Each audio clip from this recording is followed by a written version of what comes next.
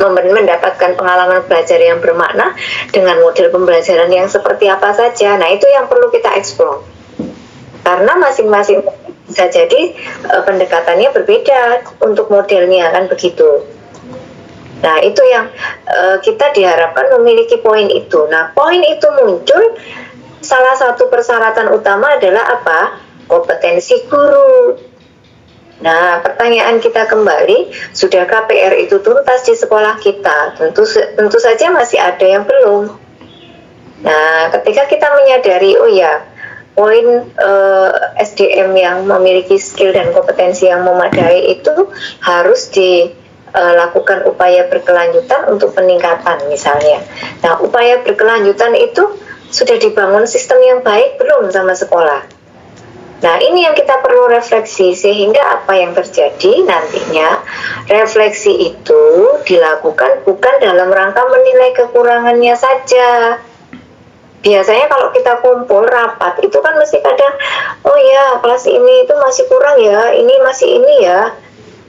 Nah, itu yang kemudian kita menganggap refleksi itu adalah ajang menilai kekurangan orang lain. Ini keberhasilan yang sifatnya kecil atau besar yang sudah dilakukan dan bagaimana bersama-sama mendiskusikan solusi dari tantangan yang muncul. Oh, di kelas saya itu, Bu, kalau pelajaran matematika mereka tuh antusias. Nah, itu pencapaian. Bagaimana kemudian kalau itu dirangsang di kelas yang lain? Oh, mungkin bisa sharing metode, atau mungkin ada muncul tantangannya apa? Oh, dalam suatu proyek itu yang menjadi tantangan anak-anak itu kadang malas baca literasi. Nah, bagaimana kita membudayakan literasi di sekolah? Nah, itu menjadi solusi kita dengan duduk bersama, begitu. Berikutnya, refleksi itu dengan kerangka 4P ya. Kita mengenal bahwa berbicara refleksi itu ada 4P. P itu apa saja? Pengalaman, perasaan, pembelajaran, dan penerapan ke depan.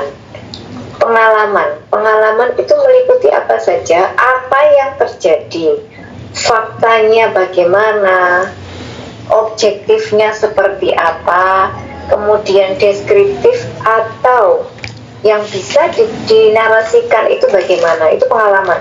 Jadi apa yang bisa disampaikan berdasarkan fakta, berdasarkan objektivitas, kemudian dideskripsikan seperti apa. Pengalaman saya di kelas itu begini. Pengalaman saya ketika mendapatkan pelatihan itu begini. Pengalaman saya ketika berbagi menjadi narasumber di IKM, nah itu begini. Nah, itu pengalaman itu dibagikan atau diceritakan, itu adalah bagian daripada refleksi. Kemudian geser ke perasaan. Bagaimana perasaan kita tentang hal-hal tertentu? Mengapa menjadi demikian? Kenapa ya saya itu kemudian merasa bingung kalau saya itu menyusun ATP karena di modul itu tidak ada contohnya, katakan di PMM itu belum ada contohnya. Perasaan saya bagaimana? Nah, ketika perasaan ini muncul kebingungan, siapa yang dicari Bapak Ibu? Ternyata ada yang teman yang bisa membantu. Siapa itu kira-kira? Nah, itu akan ketemu semuanya. Perasaan teman-teman di SD Padangangan itu ketika bingung, itu siapa yang akan dicari? Nah, aktor inilah yang kemudian menjadi salah satu aktor yang kemudian perlu dikembangkan lagi. Karena apa? Rata-rata teman yang bingung akan mencari beliau. Nah, tidakkah kemudian yang mencari beliau ini, yang menjadi beliau ini harus ditambah lagi supaya orang yang bingung itu mencari beliau dan ada lagi ternyata satunya. Nah, itu yang perlu kita bina. Dari apa itu kita dapat? Ya dari refleksi itu tadi. Teman-teman itu kalau bingung, merasa nyaman ceritanya sama siapa? Nah, merasa nyaman sama Pak Pengawasnya. Oke, Pak Pengawasnya skillnya sudah sampai mana? Nah, tinggal seperti itu cycle-nya, siklusnya gitu. Jadi perasaan-perasaan yang keresahan Bapak Ibu, kebingungan Bapak Ibu, optimisme Bapak Ibu itu merupakan bagian dari refleksi yang kemudian bisa kita analyze atau kita analisis gitu ya. Dari perasaan itu yang muncul, katakan misalnya saya merasa diapresiasi kepala sekolah, maka saya punya tanggung jawab. Nah, itu merupakan salah satu bentuk bahwa perasaan dihargai itu menjadi motivasi yang luar biasa di dalam pelaksanaan atau di dalam bekerja sehari-hari. Nah, makanya kan ada menggambarkan kebutuhan dari Maslow itu kan, kita ada kebutuhan di dalam hidup gitu ya, kebutuhan di dalam sandang pangan papan.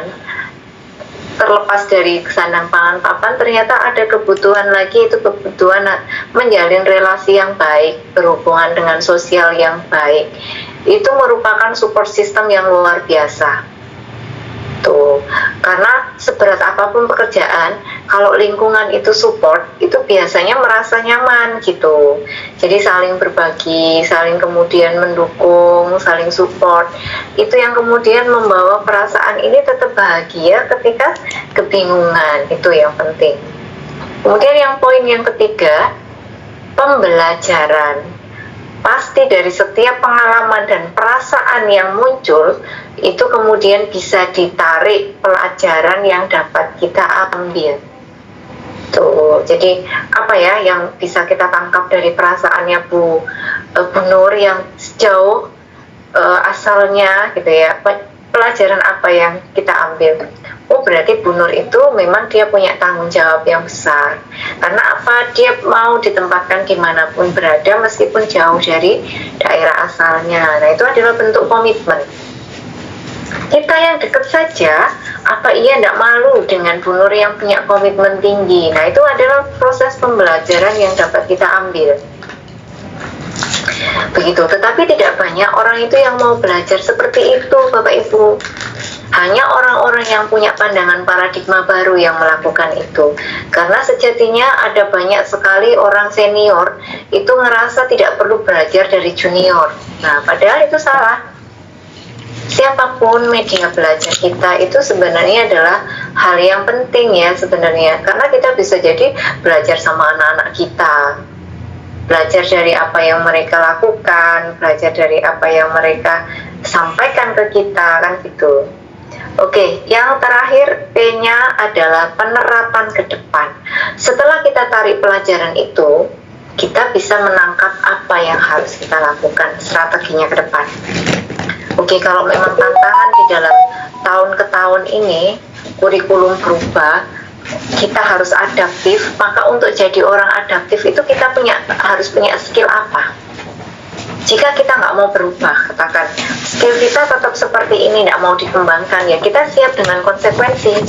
Kita nggak pernah tahu loh 1-2 tahun yang akan datang itu pola pembelajaran seperti apa. Nah, kalau sudah berbasis digital, kira-kira kita mumpuni nggak? Kita siap nggak ke sana? Nah, itu perlu kita pikirkan. Oh oke, berarti saya sekarang nggak kenal atau nggak mau tahu sama PMM. Ke depan pembelajaran semua berbasis elektronik. Anak-anak perlu disupport dengan itu. Kira-kira sudah siap belum dengan kondisi yang seperti itu? Kemarin pandemi saja banyak sekolah yang melakukan virtual learning. SD kita nggak bisa seperti itu karena situasi dan kondisi dan lain sebagainya. Nah, 5 tahun ke depan bisa jadi tuntutan itu datang lagi. Nah, gimana tuh? Kalau kita nggak siap dengan kondisi itu, akhirnya downgrade pendidikan menjadi loss gitu ya, kalau loss learning ya namanya, kalau ini ya istilahnya gitu ya, loss learning. Jadi pembelajaran itu aus gitu ya.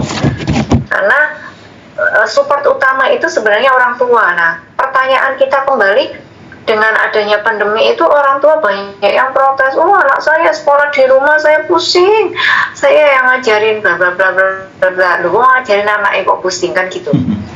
Nah, tetapi kalau kita bisa menangkap peluang bahwa anak itu adalah tanggung jawabnya orang tua, maka kemudian anak di rumah, pendampingnya itu memang ya orang tua sejatinya, kan memang tuntutan paradigma baru, peran orang tua itu adalah sumber belajar bagi anaknya juga, kan gitu.